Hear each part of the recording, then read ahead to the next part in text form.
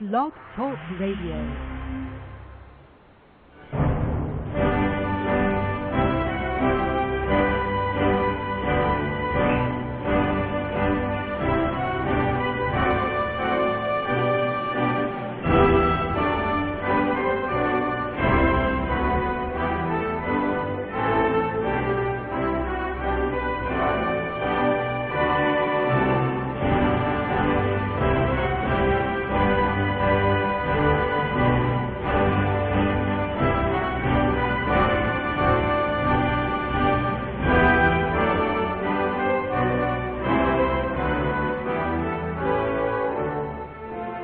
Boa noite, meus amigos. Estamos aqui de volta. Como sempre, começamos invocando a Santíssima Virgem Maria, o Santo Padre Pio de Pietrelcina, para que roguem a Deus que nenhuma injustiça se cometa nesse programa. Eu queria chamar aqui a atenção de vocês para um trabalho maravilhoso que está sendo realizado por alunos e ex-alunos meus do Paraná, sob a liderança dessa criatura extraordinária que é a Luciana Amato, que é a pessoa que certamente mais estudou e mais absorveu tudo que eu ensinei ao longo de mais de 20 anos. O site do Instituto Olavo de Carvalho entrará em funcionamento, estará online, eu creio que dentro de uma semana ou 10 dias, vocês podem anotar o endereço desde já, é www.institutoolavodecarvalho.org. Informações pelo telefone 041-3053-3391. Olha, se há um grupo de pessoas em que eu confio, que estão fazendo um trabalho sério e que realmente entenderam o que eu estou ensinando e absorveram profundamente, é esse pessoal que está lá sob a liderança da Luciana. Então, no programa passado eu mencionei alguma coisa, mas esqueci de dar o telefone. Então, está aí, 041-3053-3391.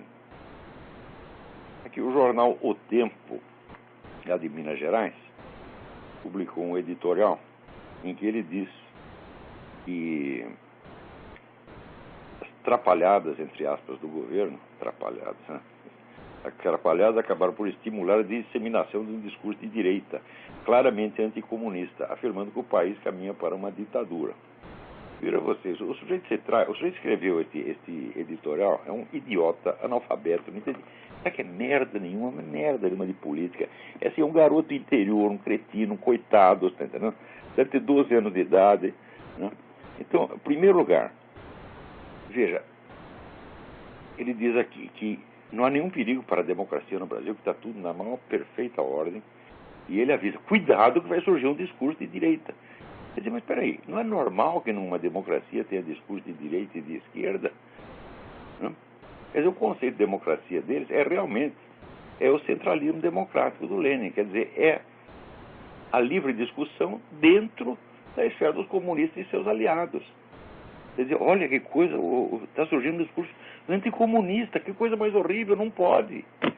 Olha, no Brasil o que o pessoal está fazendo é o seguinte, usando a definição de democracia no sentido meramente legal e formal, de modo que se há eleições, pronto, tem democracia. Então, olha, uma das condições fundamentais da democracia é o livre acesso à informação, e isso inexiste completamente no Brasil. A mídia brasileira inteira está sob o comando de pessoal que se divide em comunista e social-democrata, comunista e socialista. E o que não interessa a eles não é publicado de jeito nenhum. Sobra aqui um ou outro artiguinho, uma ou outra coluna, como, por exemplo, essa toda do Diário do Comércio, Roberto Fentes, né, Neil Ferreira. Na Veja tem lá do Reinaldo Azevedo, embora a revista esteja obviamente adocicando a imagem da Dilma, vender de novo. Olha, brasileiros, vocês vão cair de novo no mesmo truque.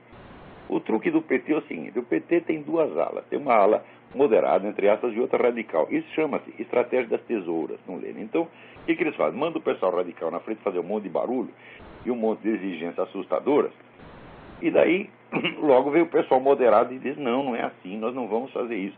E o pessoal então vota o quê? Vota no partido que tem as duas alas. Quer dizer, eles oferecem o morde e assopra. O país está caindo nesse truque há mais de uma década. Quer dizer, quando vão entender que as duas correntes do PT estão perfeitamente articuladas?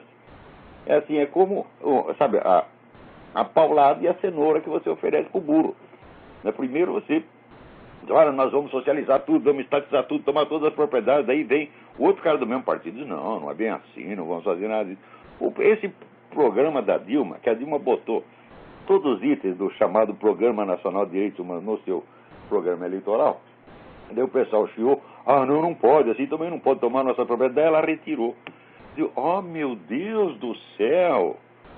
E o pessoal cai nessa, diz, não, a Dilma é moderada. Digo, olha meu saco, vocês não entendem, os radicais de um partido só servem para fazer propaganda, para fazer barulho, porque quem é que eles querem eleger? O pessoal que está no centro, no topo do partido. E evidentemente é o pessoal do Foro de São Paulo, que tem um plano estratégico da mais alta complexidade, que tem que ser aplicado aos pouquinhos, tá certo? De maneira a, vamos dizer, desencorajar ou dissuadir oposições, tá certo? E sempre tendo a seu serviço de todo esse exército de anestesistas, né? Inclusive o Jornal O Tempo. Olha que Jornal O Tempo, vocês são propagandistas do PT, vocês estão fazendo isso. Então, me diga aqui, quando vocês noticiaram o Foro de São Paulo, me mostre uma vez que vocês noticiaram e deram os documentos de uma reunião do Foro de São Paulo. Em 2001, né, quando o PT assinou um compromisso de solidariedade integral com as Farc, compromisso que está cumprindo até hoje, vocês noticiaram? Não, vocês esconderam. Então, que cacho de democracia é essa? Que cinismo é esse? Você precisa entender que jornalista hoje faz parte do aparato, meu Deus do céu. Não existe mais jornalismo no Brasil. Só existe propaganda e desinformação, é só isto. Quer dizer, é uma coisa que está totalmente sob o controle das forças de esquerda. E, então, quando aparece alguém com um discurso um pouco direitista, um pouco anticomunista, pronto, não pode mais. Agora, que caça de democracia é essa? Pelo seu conceito de democracia, por exemplo, um Churchill na Inglaterra jamais poderia sequer apresentar candidatura, porque ele vinha com um discurso de direita claramente anticomunista. O Ronald Reagan jamais poderia ser candidato a vereador, porque se aparecesse um sujeito com o discurso do Ronald Reagan chamando a União Soviética de Império do Mal, para ser candidato a vereador em São Tomé das Letras, imediatamente esse putinho de O Tempo, quer dizer, olha aí um discurso de direita surgindo, olha que perigo. Quer dizer, é a democracia com total exclusão de quem fala o que vocês não gostam. Então, olha, a pessoa que escreve isso, ela não tem consciência de que é desonesta. Quer dizer, é o vigarista visceral, vigarista de nascimento. Todos vocês, diretores e redatores de O Tempo, redatores de editorial, evidentemente, na redação pode ser pessoa honesta. Os donos desta merda, diretores, vocês estão tudo trabalhando para o PT, tá certo? E disfarçando e fingindo que o total controle de informação e a total exclusão do discurso desagradável é democracia. Isso aqui é empulhação, é vigarice. É evidente que não dá nem para discutir com um idiota desse, né? Mas ele tem que informar vocês do que está se passando. Porque esse tipo, vamos dizer, de linguagem tranquilizante. Olha aqui, mais para dentro o que o sujeito diz. Não, ele não tem ditadura nenhuma. O que tem é aquilo que o jornalista Fernando de Barros Silva chamou de condomínio ou consórcio de poder. A reunião de forças interessadas na atual estrutura de governo. Desse condomínio participam partidos, empresários, sindicalistas e funcionários do Estado. O poder está distribuído entre tantos beneficiários que ninguém pode pretender ter hegemonia. O condomínio é a maior garantia de que a legalidade não será desrespeitada. Mas esse condomínio é a definição de uma ditadura, meu Deus do céu. Olha aqui, estuda um pouco de história, o moleque analfabeto. Estuda como foi o regime nazista. O regime nazista estava dividido exatamente assim. Tinha o grupinho do Goebbels, tinha o grupinho do Göring, tinha não sei o quê, de maneira que ninguém tinha hegemonia. Ninguém. O Hitler personificava o quê? A conjunção desses vários grupos de interesse. E é por isso que ele estava lá em cima. Mas ninguém tinha hegemonia lá dentro. Né? Então, aliás, a mesma coisa pode acontecer em qualquer ditadura. Na nossa ditadura militar, não tinha o grupo dos moderados e o grupo da linha dura, e eles tinham que dividir o poder. Quer dizer, a mera divisão do poder entre grupos interessados é democracia. Ora, vai tomar no cu, vai chupar uma piroca, até que você sabe o que é uma, porra. É? Não é possível discutir com essa gente. Agora, esses caras, moleques como este, não interessa a idade, pode ser um moleque de 70 anos, continua sendo um moleque, tá certo? Porque analfabetismo é uma coisa que uma vez que você contraiu O analfabetismo não é natural no ser humano, ele é contraído. Você contrai depois que você aprende a ler. Né? Depois que você aprendeu as primeiras letras, você faz um compromisso sagrado de nunca entender merda nenhuma. E você se mantém fiel a isso até o seu último dia.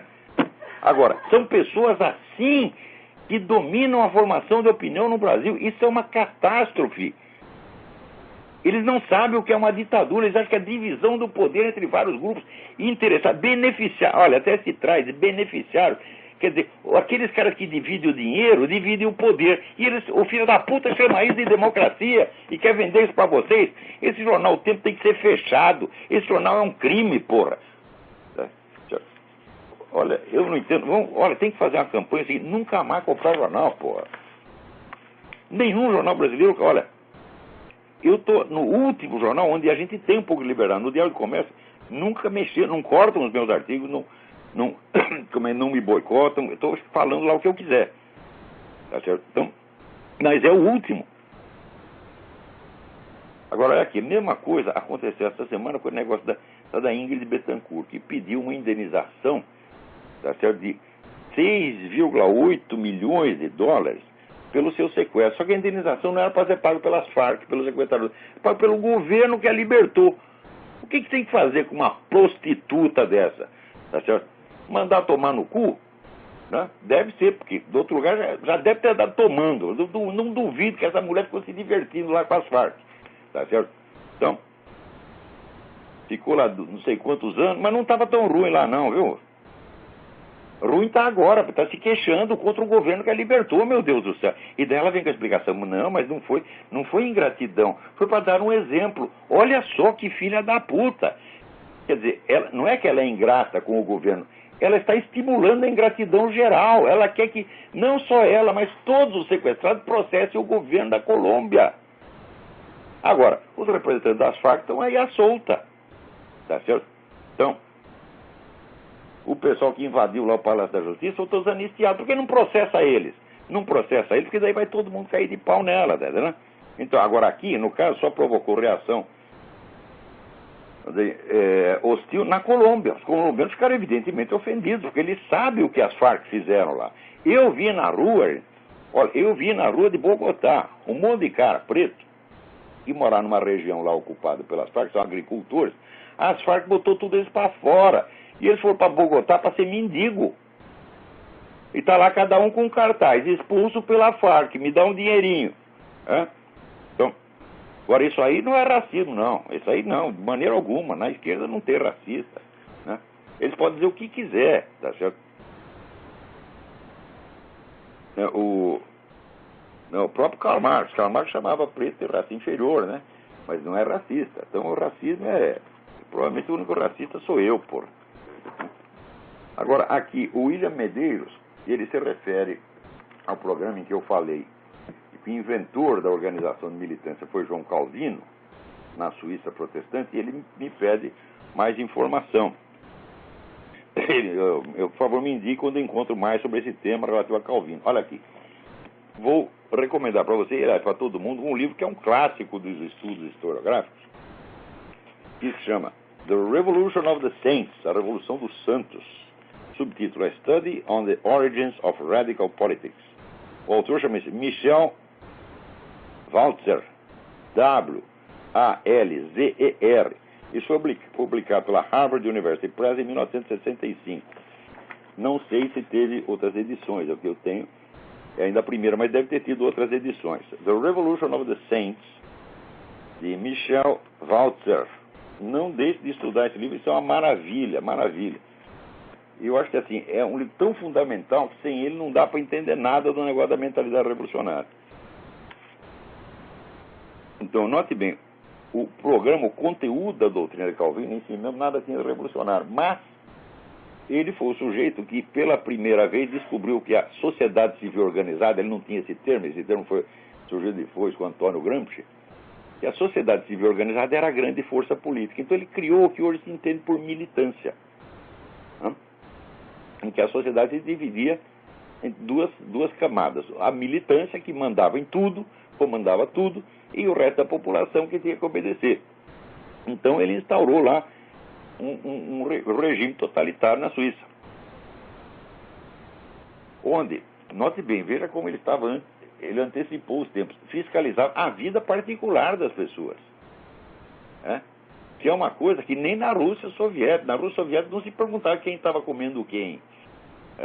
Mas ali na Suíça do Calvino, e depois hoje em dia, né, nas democracias modernas, todo mundo tem, o governo tem que saber tudo. Quem o sujeito comeu, para quem ele deu, né, se bebeu, o que você comeu, se você está dando açúcar, comida, né, doce para as suas crianças, você é um inimigo do povo. Né? Agora, hoje em dia os camaradas nem disfarçam mais. Né? O assessor do Obama, o principal assessor do Obama para assuntos de ciência, John Holdren, né? Ele fez um apelo público para que os Estados Unidos desistam da sua soberania e cedam ao regime planetário. Note bem, hoje em dia você fala de governo mundial, ainda tem idiota como esses filhos da puta do tempo, tá certo? Que o último livro que leram foi 50 anos atrás, se é que leram algum dia, não sabe nada do que está acontecendo e ainda chama isso de teoria da conspiração. Seu puta que pariu! Já está tendo apelo público, quer dizer, o cara é um ministro do Obama. Eles, olha, os Estados Unidos têm que ceder a sua soberania ao regime planetário. O regime planetário, acrescenta ele, armado de poder militar para forçar, para impor limites ao crescimento populacional. Ou seja, vai ter uma polícia mundial impedindo você de fazer filho. É isso que o filho da puta quer. E ele já está apelando para que o governo americano ceda a sua soberania aos órgãos da ONU que já existem para isso. Esses órgãos devem ser armados, segundo ele, deve ter uma força militar de escala mundial para controlar o crescimento da população, que é a obsessão desses filhos das putas. Olha, meu filho, se podia surgir um cálculo aí, se você espremesse toda a população mundial no estado da Califórnia, ainda ia sobrar um bocado de terra para cada um. Tá certo? Essa história de crescimento populacional, quando você ouve isto, né, fique sabendo que você está falando com um emissário da nova ordem mundial mesmo. O que eles querem não é controlar o crescimento populacional. Eles querem controlar tudo. Querem controlar o que você come. Já ouviu falar do índice alimentar? No índice alimentar, o que vai acontecer? As drogas pesadas, cocaína, etc., vai ser tudo liberado. E os suplementos vitamínicos vão ser controlados como drogas. Você só vai, você quer tomar vitamina C? Você não vai tomar vitamina C sem uma receita médica autorizada com o carinho do governo. Quer dizer, é a concentração total de poder em escala mundial. Esse programa está sendo realizado na nossa cara. E ainda tem filha da puta que vem dizer que isso é teoria da conspiração. Pô, não dá para discutir com um cara desse. Antigamente eu tentava provar as coisas.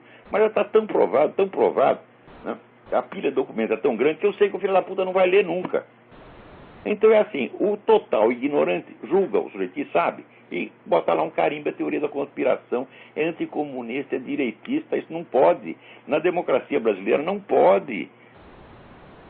Só pode puxar o saco, né? E participar, vamos dizer, do consórcio dos beneficiários. Quanto vocês estão levando com isso aqui? Vocês estão nos beneficiários também? Ou vocês estão falando a favor deles só por caridade? Né? O tempo não leva a propaganda do governo, não? Ora, porra.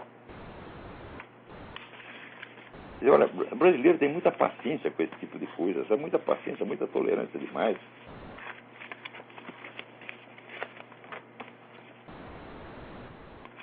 Olha aqui, eu tenho recebido umas cartas excelentes, mas como sempre, já umas cartas muito compridas, não dá para ler, pô. Aqui, o Renato Cunha me manda uma carta excelente com uma tradução de um artigo também excelente que saiu na página do henrymakoff.com, A Música como Arma, como a MTV serve a nova ordem mundial. Importantíssimo artigo, importantíssimo. Então, é muito comprido, não dá para ler aqui. Então, o que eu vou fazer? Eu vou mandar esse texto para o Mídia Sem Máscara e pedir que eles publiquem. É muito importante. Muito obrigado, Renato Cunha. Também aqui a Sayonara Guimarães me manda um artigo excelente sobre, né, esse caso do jogador Bruno, do Flamengo, né, que não queria ter o filho, matou a mulher. É simples, vamos adotar isso aí. Em vez de matar a criança, já mata a mãe direto, porque se você matar um bebê, meu filho, não barriga a mãe, depois você vai ter que matar outro e outro. Pra quê? Já dá um tiro na desgraçada que ela nunca mais tem filho, porra. Não é uma solução? É a solução final. Você não quer controlar a população? Então, controla na fonte. Em vez de, sabe aquele negócio português que matar a barata jogando naftalina uma por uma? Não, você já mata na fonte, você mata as mães, pronto, acabou os bebês, porra. Olha aqui, o Tiago Venson me informa que a missa tridentina, que outro dia eu anunciei, né, que está voltando em algumas igrejas do Brasil, também já está sendo rezada em Brasília. E informações aqui, http://missa tridentina em Brasília.wordpress.com. Não tem www, http://missa tridentina em Brasília.wordpress.com. Né? Por exemplo, isso aí, você não vê uma matéria sobre isso. Por quê? Porque missa tridentina, é direitista, é anticomunista, isso não pode, isso tem que ser excluído. Isso é discurso de ódio. Missa tridentina é discurso de ódio. Olha lá, os caras acreditam no nosso Senhor Jesus Cristo, que coisa mais, né, mais horrível, mais escandalosa. Outro dia eu estava lendo, mas olha aqui, ateísta militante é uma raça ruim mesmo. Outro dia eu estava lendo, né, quando o poeta T.S. Eliot, Thomas Stearns Eliot, se converteu ao catolicismo. Então a amiga dele, Virginia Woolf, escreveu uma carta para os amigos dizendo: olha, agora ele está morto para nós, né? Agora ele já não é mais nada para nós, ele já não pertence ao nosso círculo, não podemos mais aceitá-lo. Eu vi até acho que estava a carta, estava lendo o texto da carta nesse livro maravilhoso. Olha aqui. Tive uma conversa muito constrangedora e deprimente com o pobre Tom Elliot, que agora deve ser tido como morto para todos nós desde a partir de hoje. Ele se tornou anglo-católico. Ele acredita em Deus, na imortalidade e vai à igreja. Fiquei realmente chocada, né? Um cadáver me pareceria mais digno de crédito do que ele. Ou quero dizer, existe algo de obsceno numa pessoa viva acreditar em Deus. Mas olha aqui, filha de uma puta.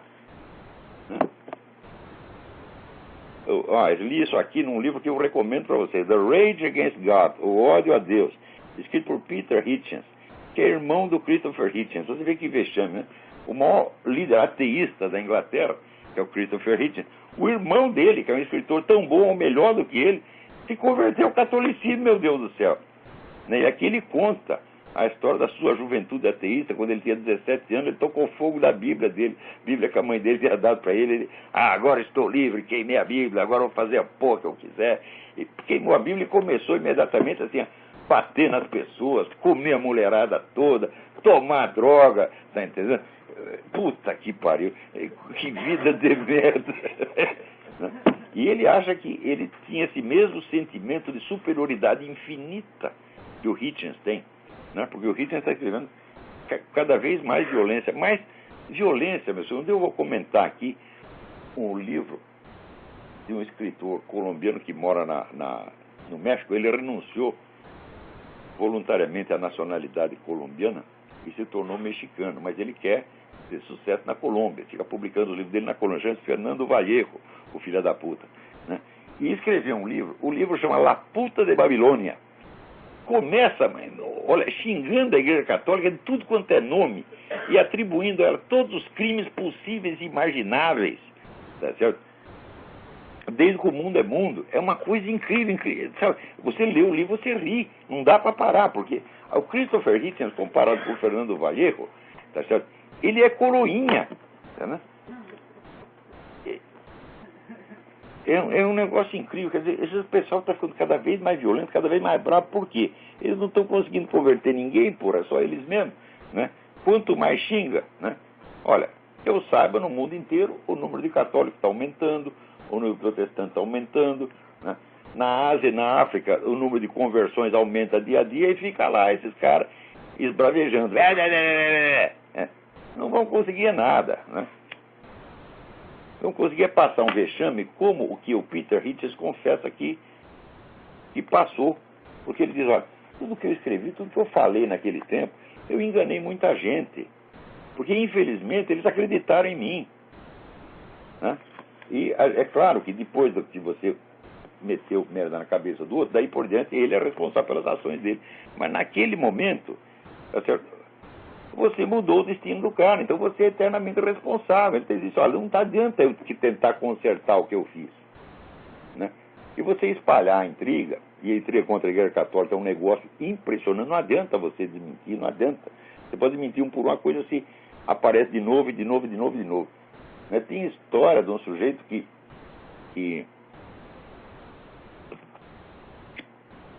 vivia fazendo intriga, e um dia ele se arrependeu. E daí que ele era judeu, foi falar com o rabino. Rabino, queria saber o que eu posso fazer para consertar a merda que eu fiz. Daí o rabino disse, é fácil. Você pega um monte de papel, jornal, picota tudo em pedacinho, põe dentro de um saco. Daí você sobe no prédio mais alto da cidade e joga os pedacinhos de papel ao vento. Daí o cara foi lá e fez isso. Daí voltou o rabino. E agora, rabino? Bom, agora tu vai lá e cata os papelzinhos. Você tá vendo? A intriga é assim, meu filho. É que nem você jogar um monte de papelzinho no vento. Nunca mais vai dar para você voltar atrás, né? Hoje já voltou, por exemplo, voltou um filho da puta aí dizendo que o Olavo de Carvalho é nazista. Ele escrevia na revista Humanos, que é uma revista antissemita. Escrevia na Humanos do caralho, meu filho. Tá certo? Então os caras de uma editora disseram, olha, nós vamos lançar uma revista chamada Humanos, queria lá reproduzir um capítulo do seu livro Imbecil Coletivo. Pode? Ele pode. Eu deixo todo mundo reproduzir qualquer coisa, porque mais um a mais ou a menos. Bom, eu não podia saber como era a revista, porque a revista não existia ainda, eles iam lançar. Então como é que eu podia ler o conteúdo da revista, né? E, olha, mesmo que a revista fosse nazista, comunista, pedófila, etc, etc, eu digo, olha, você não alterando o meu texto, pode publicar. Não tem nenhum problema. Eu sempre deixo todo mundo reproduzir tudo, e você só coloca a fonte, eles colocar.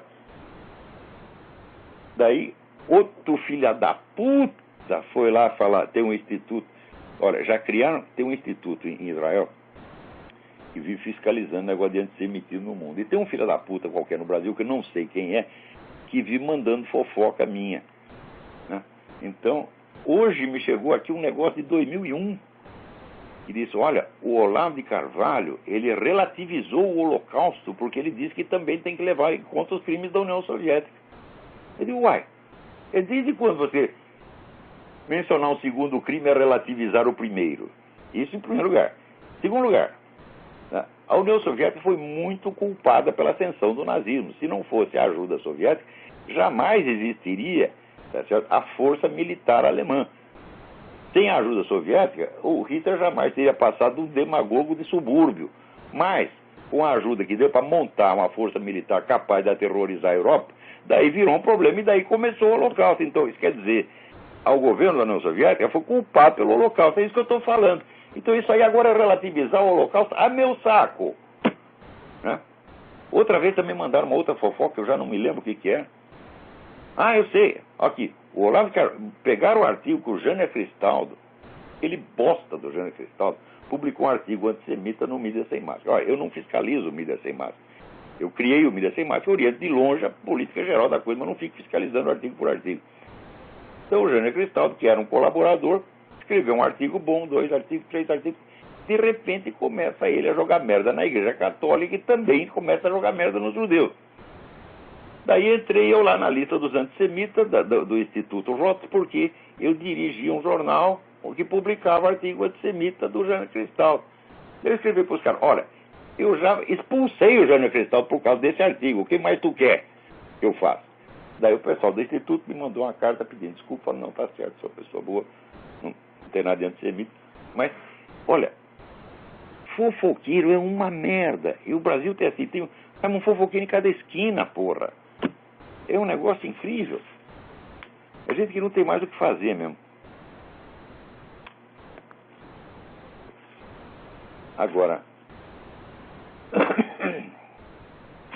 vamos ver o que mais nós temos aqui. Tem tanto material que eu fico atrapalhado.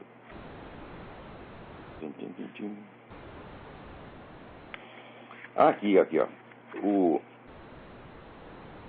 O Soraya Malafaia Gomes foi minha aluna em São Paulo. Tudo bem, Soraya? Me manda aqui uma informação de que o colunista da Veja entrevistou o cineasta Daniel Moreno, que dirigiu o documentário Reparação. Então, o documentário trata do atentado que ocorreu em 19 de março de 1908, no consulado americano, onde estava passando um cidadão na rua, que não era nem americano, nem porra nenhuma, chamado Orlando Lovec, e a bomba estourou, ele perdeu uma perna. Certo? E ficou durante 30 anos esperando que o governo lhe desse uma miséria de uma indenização, enquanto os autores do atentado estavam nadando em dinheiro de indenizações. O cara simplesmente fez um documentário sobre isso. Isso é direitismo, isso não pode, isso é anticomunismo. Onde já se viu anticomunismo, meu Deus do céu? Ora, se não pode ser anticomunista, você só pode ser duas coisas. Ou você é comunista, ou você é um cagão que fica quieto. Só isso é permitido no Brasil. Então, você pode até ser um não comunista, desde que você fique quietinho no seu canto. Então, é que nem no Irã. No Irã você pode ser católico, você pode ser protestante, você pode ser judeu, desde que você não fale da sua religião para ninguém. Você fica quietinho dentro da sua casa. Então, você é anticomunista ou não comunista? Pode, desde que você fique quieto na sua casa. Você não pode publicar uma linha a esse respeito. Você não pode nem contar a história. Quer dizer, eu assisti o trailer do Reparação. Ele não está falando nada contra ninguém, só está mostrando como as coisas aconteceram. Quer dizer, não é um filme direitista, mas isso basta para causar escândalo e terror, pânico na hoste esquerdista. Ou quando eu digo hoste esquerdista, estou falando aqui a redação inteira da Folha, a redação inteira do Estadão, a redação inteira da Veja, com 2 ou 3 exceções, tá certo? A redação do Jornal Nacional. Essa putada toda, isso é elite esquerdista, meu Deus do céu. São eles que estão proibindo informação, são eles que estão bloqueando informação. Esse é o serviço oficial de censura composto por jornalistas. Esse que é a coisa mais engenhosa, perversa e calhorda que eu já vi. Isso não é a autocensura, que o jornal se censura a si mesmo. Não, não é só isso. Tá certo? Porque quando o jornal se censura a si mesmo, cada um se censura diferente do outro, ué. Não é isso? Antigamente era assim, a autocensura todo mundo faz. Quer dizer, o jornal, conforme os seus interesses, conforme a sua política, às vezes ele veta certas matérias, mas nunca veta por muito tempo, não. Veta um tempinho e depois soltava. Era assim que era normal. Mas agora não, é a mesma censura espalhada por toda parte. Então não é a autocensura dos jornais, é a classe jornalística censurando os jornais, é completamente diferente. Não é a autocensura de um jornal, não, senhor. É uma coisa uniforme, nacionalmente uniforme, homogênea. Isso não acontece. A possibilidade disso acontecer por coincidência é de 1 em 8 bilhões. Quer dizer, por que as mesmas notícias são vetadas em todos os jornais, em todos os noticiários de TV, em todos os programas de rádio? Ora, meu Deus do céu, isso é militância organizada. E tem os caras que não são militantes, mas são simpatizantes. E tem os outros que são cagão. É por isso que a notícia não sai. É por isso que a criação, formação e expansão da mais poderosa organização política que já houve no continente foi totalmente vetada no Brasil durante 16 anos. Ora, veja se a ditadura militar conseguiu vetar alguma informação durante 16 anos. Nunca conseguiu. Nem tentou. Nem tentou. Eu me lembro que eles vetavam notícias durante algum tempo, depois liberaram, depois não interessava mais. Mas não, esse negócio é uniforme, geral e permanente. Isso é uma KGB que está dominando a imprensa no Brasil. Agora, continua havendo eleições. Eu digo, mas para que serve a eleição se não circula informação?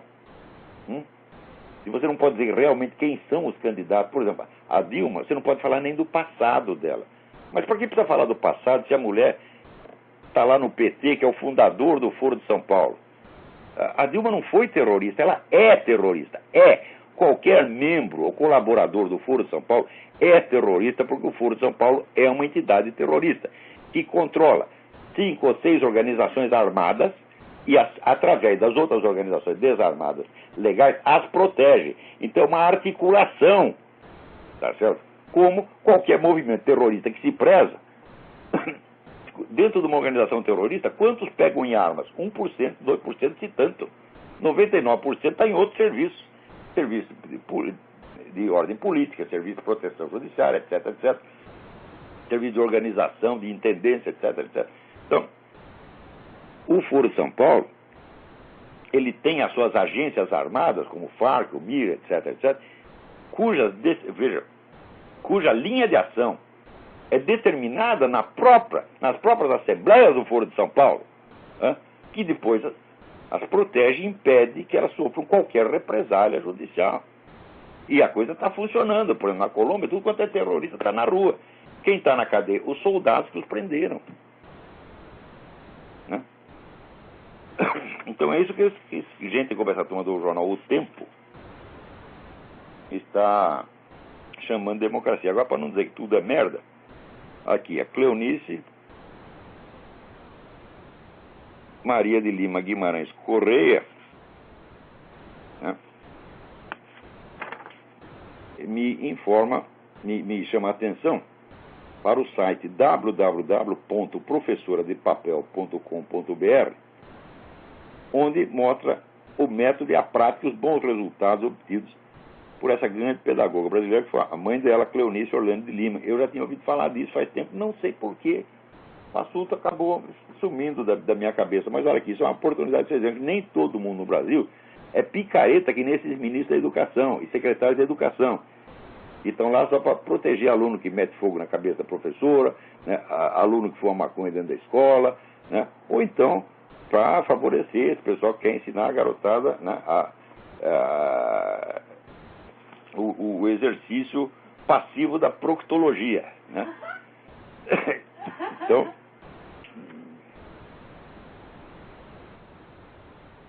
ontem eu estava vendo um filme, o sujeito se queixava da porra, tá lá na cadeia, tem um monte de bandido, cada um era candidato a ser meu proctologista.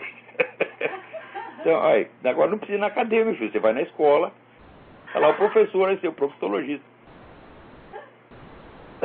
Tem alguém na linha aí, quem é? Boa noite, professor Olavo, é Fabrício. Boa noite, tudo bem? São Paulo. Tudo ótimo, senhor? Tudo bem.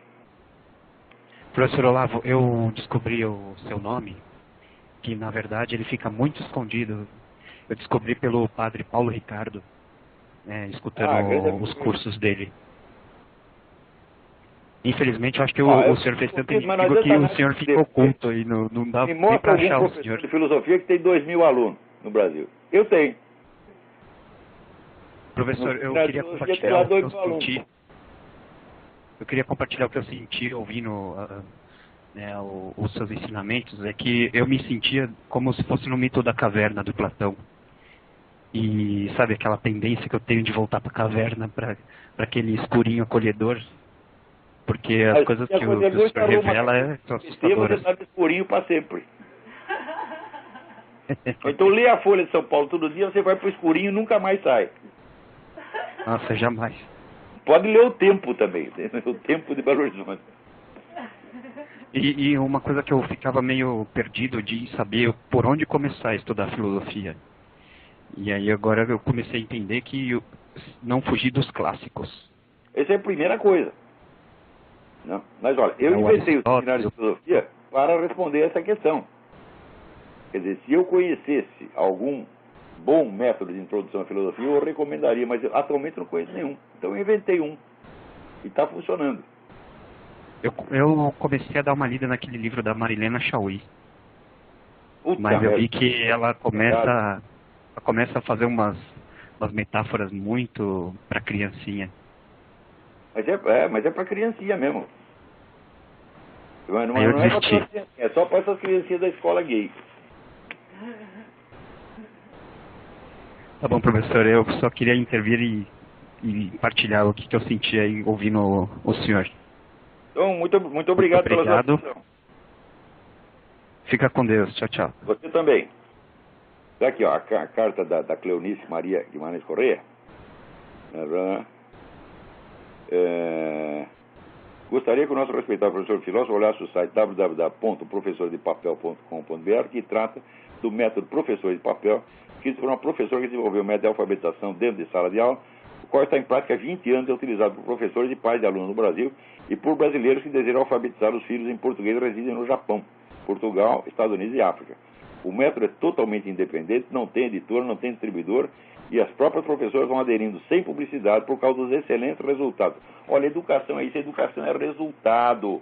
Né? Ó, quer ver? Agora tá o meu ex-aluno Guilherme Mota, está lá brilhando no IFIX, apresentou a tese completamente inédita sobre Platão. O pessoal tem tudo que baixar a cabeça desse senhor, você tem razão. Por quê? Porque o Guilherme sabe alguma coisa e eles não sabem merda nenhuma. Então, aqui, alguém me manda uma carta, o Leonardo Pratas. Qual a sua opinião acerca dos integralistas no Brasil? Olha, eu acho o seguinte,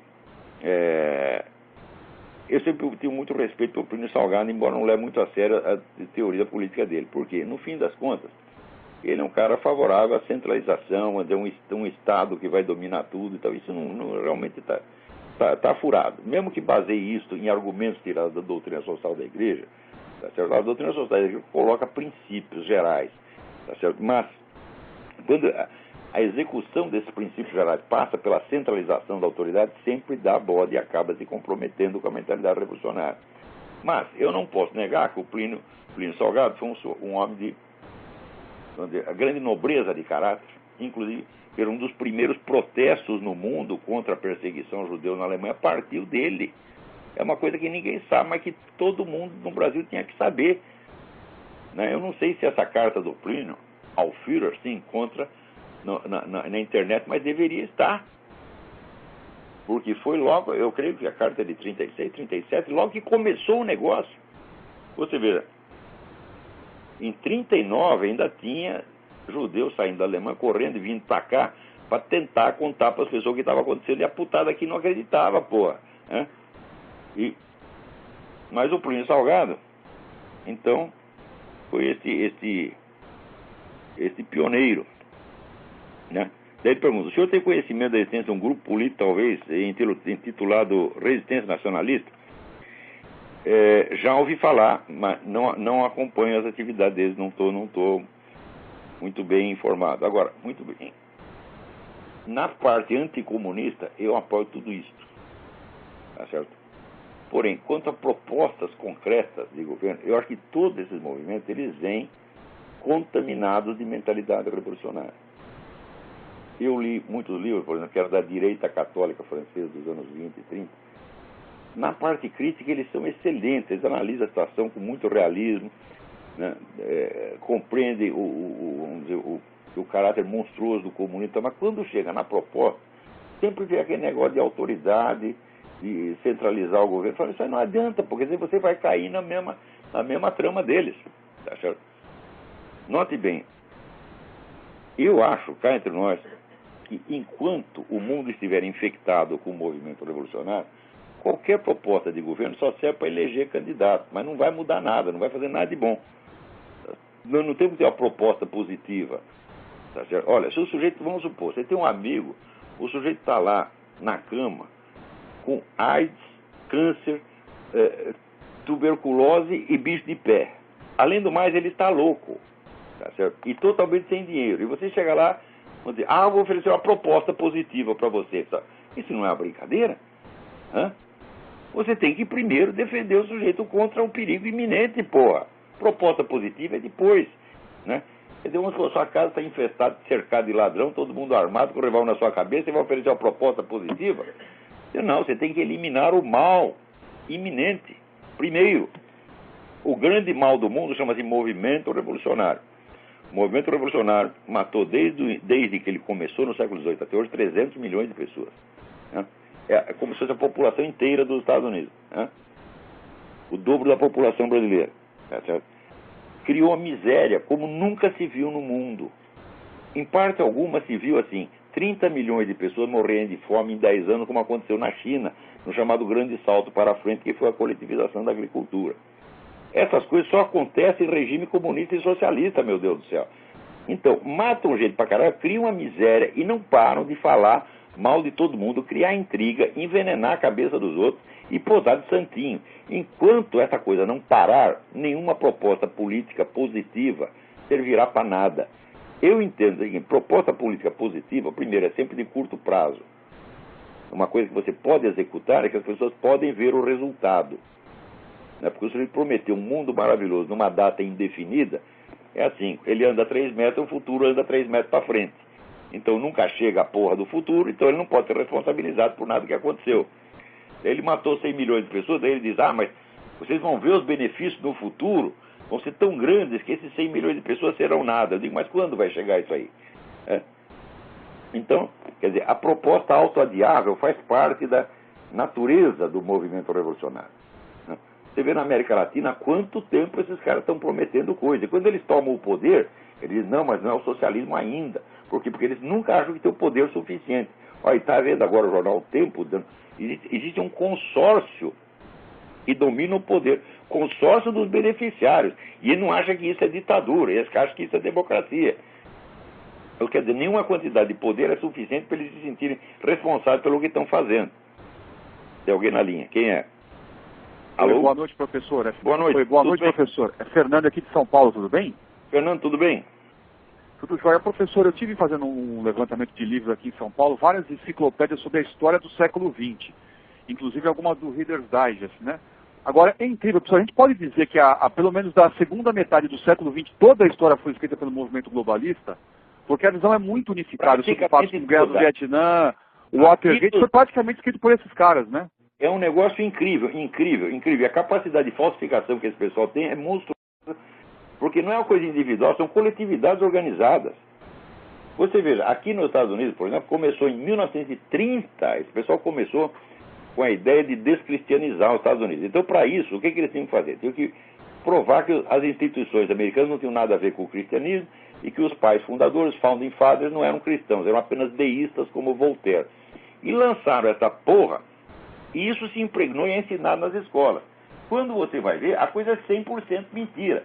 Eu já citei aqui o livro do Benjamin Morris, que é sobre a caráter e natureza cristã das instituições dos Estados Unidos, que é um livro de 1000 páginas cheio de documentos. Agora, por exemplo, a ideia de que George Washington não era um cristão, era apenas um deísta, é ensinada em todas as escolas. Acaba de sair um livro aqui de 1.200 páginas.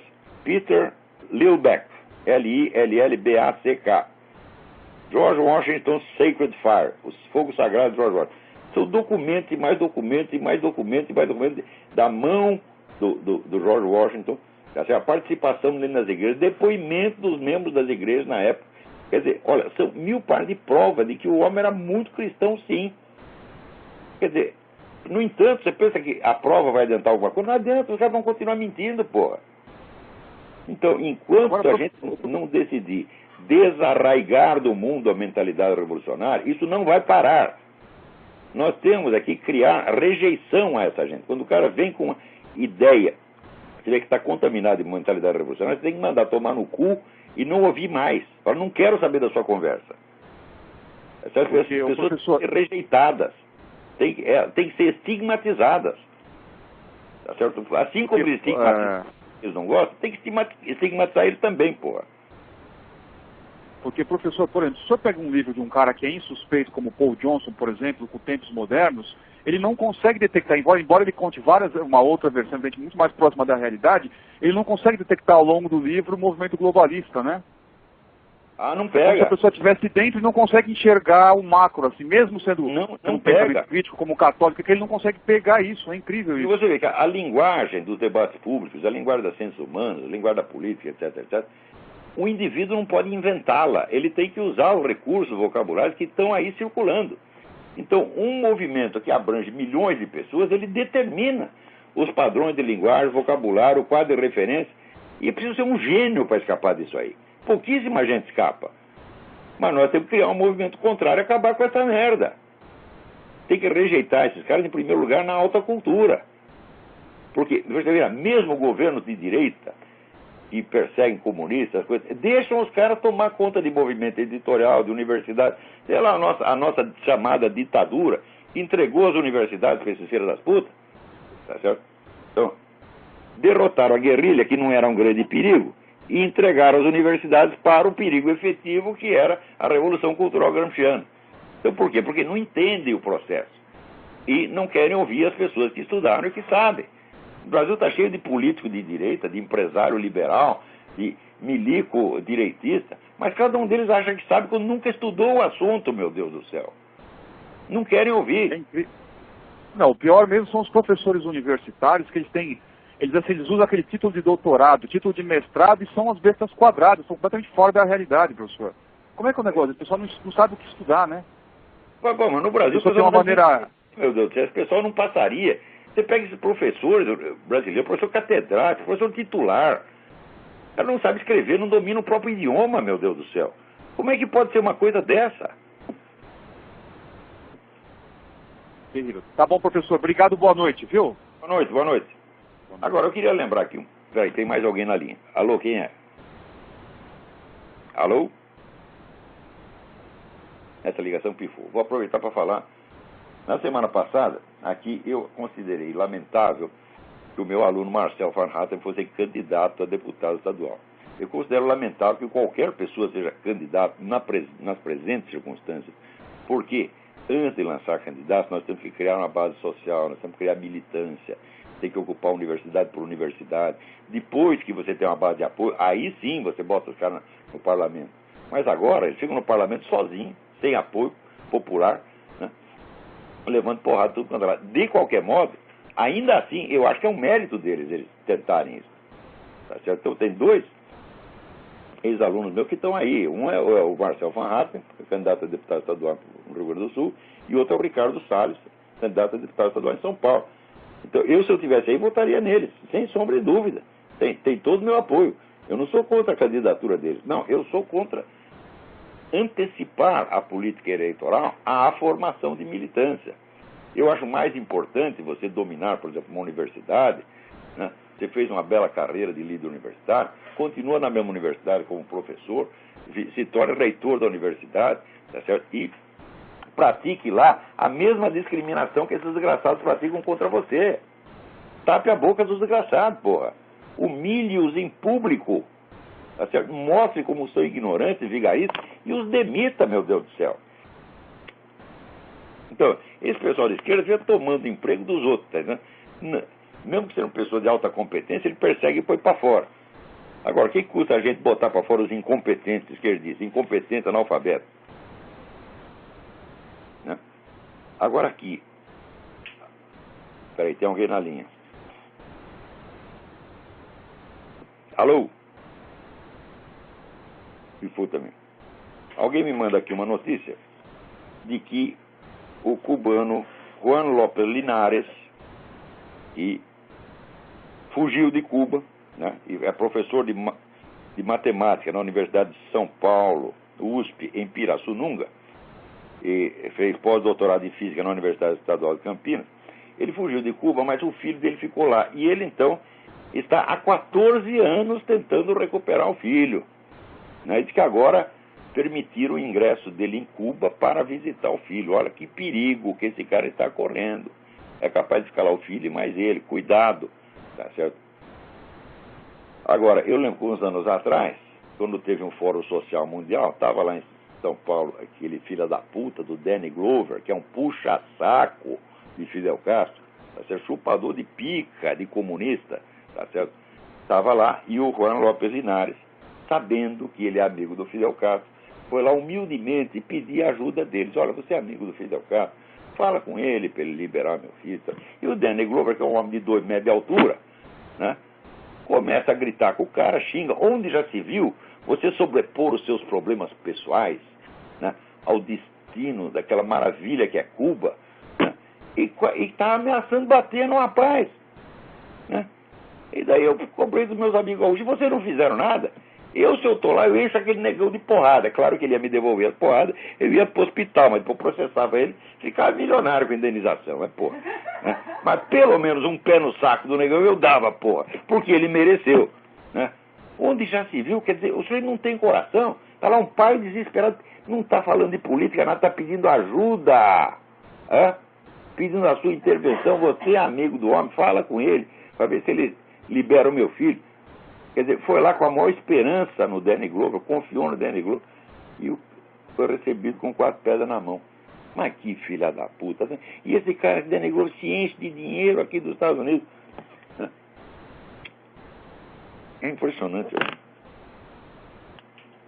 Curioso esse episódio dele lá, no Rio Grande do Sul, não foi comentado aqui, ninguém sabe o que se passou.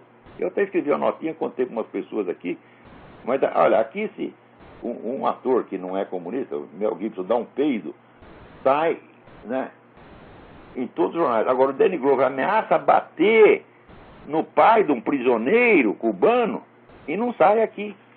Não se noticia. Peraí, tem mais alguém na linha aí. Alô, quem é? Alô, Olavo? Eu? Olá, tudo bom, Eduardo? Tudo bem, Eduardo? Tudo bem, tô ansioso. Esse vídeo do YouTube que você me mandou é de arrepiar os cabelos.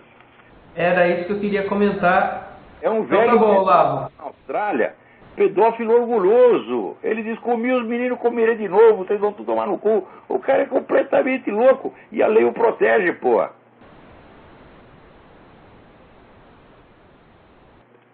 Então, olha, tá lá, esqueci. Olha, o nome do cara é Jeffrey Leonard. Jeffrey é G-E-O-F-R-E-Y. Leonard escreve-se Leonard. Vamos lá, Jeffrey Leonard. O cara é completamente biruta. Então o que ele faz? Ele fica circulando na frente da casa das suas vítimas para provocar. Então as vítimas, o que ele faz? Elas têm que mudar de rua, mudar de estado. Quer dizer, o cara foi condenado, lá ficou uns 6 meses na cadeia, mas eles são condenados à prisão perpétua. Eles não podem sair de casa, entendeu? Então tem que mudar de cidade. E a lei protege o cara. E agora estou escrevendo um livro para provar as virtudes da pedofilia. Preste atenção no que eu estou dizendo, gente. Antes de 10 ou 15 anos, a pedofilia será legalizada e quem se opuser a ela será criminalizado. Chega lá, você quer comer o seu filhinho de 5 anos, você não deixa, ele dá a queixa, você vai para a cadeia. Preste atenção, anote aí o que eu estou dizendo, porque eu sei como começa esse tipo de movimento. Se vocês procurarem no YouTube, eu estive pesquisando, tem centenas de vídeos pró-pedófilos, mas centenas, né? Assim, primeiro tentando, não advoga a pedofilia abertamente, mas vai tentando dessensibilizar as pessoas. Então, dessensibilização é o primeiro passo. Você acostumava, não, isso é um fenômeno natural, existe desde que o mundo é mundo, né? O segundo passo é embelezar, né? Então, fizeram aí um filme que é de um sujeito que ele, durante a guerra, acho que ele era um menino na Holanda, ele devia ter uns 12 anos, se apaixonou por um soldado canadense, um homem adulto, né? E naturalmente deu pro cara, né? E depois o camarada naturalmente o abandonou, virou as costas, foi embora, né? Você acha que pedófilo tem verdadeiro amor pela criança? É nada, quer rabar o moleque e o moleque se dane, né? Foi exatamente o que aconteceu, que o soldado comeu o cara e foi embora. E o cara, rapaz, ele tá até hoje, ai, meu soldado, ele não telefona, ele não... Uma coisa assim, rapaz, puta que pariu, né? Ele devia ficar com raiva do cara, né? Mas não, ele está lá apaixonado até hoje. Agora deve ser um velhinho de 70 anos, né? Com nostalgia do adulto que eu comeu quando ele tinha 12. Né? Olha que coisa mais... Ele não tem culpa, coitado, né? Mas está lá embelezando, né? O soldado o soldado foi muito mal com ele, porque ele se aproveitou e depois deu no pé, né? Quer dizer, nem depois que o cara fez 18 anos, fez 18 anos, agora não interessa mais, agora é homem, não quer mais, né? Quem tá na linha aí? Alô, professor? Alô? Fabrício, de Belo Horizonte, mais um Fabrício. De Belo Horizonte, sou aluno do senhor, tudo jóia? Professor, vendo o senhor falar aí, tem um pouco a ver, um dia desses dias de masoquismo que a gente tem, eu estava assistindo um jornal da TV Bobo, e falando que está um projeto aqui no Brasil para filhos de pais separados, divorciados, o menino vai passar por um teste psicológico e se um dos pais ofender, né, mutuamente, o menino vai ficar com o Estado, em poder do Estado. Você vê como é que a gente está querendo até dos filhos. Né? E ao mesmo tempo, logo em seguida, diz que tem um outro projeto também para facilitar o divórcio. No mesmo instante. Então, para que casar? Não precisa mais divorciar. Olha, aqui nos Estados Unidos, 50% dos casamentos terminam em divórcio. Né? Pois é. Então, pois é. Porque veio o sex lib, né? Não, mas o sex lib vai... Veja que coisa. O Wilhelm Reich, que era profeta aí desses comunistas idiotas, ele dizia que existia homossexualismo por causa da repressão sexual. Tirasse a repressão sexual, o homossexualismo desaparecia. E todo mundo acreditou. Veja você, porque liberou, quando todo mundo começou a dar, que deu uns doidos, porra. Né? Pois é. E nós vamos entregar. E o Estado agora, como o senhor disse, o Estado vai querer cuidar das crianças agora. O Estado, até as crianças, nós vamos ter chance de criar as nossas crianças. Não tem nenhum funcionário público pedófilo, né? Pedófilo é até empresa privada. Né? Exato. Tem uma guarda de prisão, pedófilo. Guarda da FEBEM, não tem nenhum pedófilo. Ora, meu Deus do céu, vai entregar as criancinhas na mão do lobo, na toca do lobo, porra. Exato. Pois é, e não precisa nem ter caso assim de pedofilia, é só se o pai, vamos dizer, o pai divorciado falou mal da mãe, ou a mãe falar mal do pai, aí isso, eles dizem que vai ser um choque psicológico muito grande para a criança, então a criança vai passar por um check-up de um psicólogo do Estado, e ele vai decidir que tá apto a ficar com ele. Pois é. Eu fico falando palavrão aqui dentro de casa, porra, né? A minha mulher demora para trazer o c... Fala, que merda, tá? Né? Pronto, eles estão traumatizados. Puta que pariu.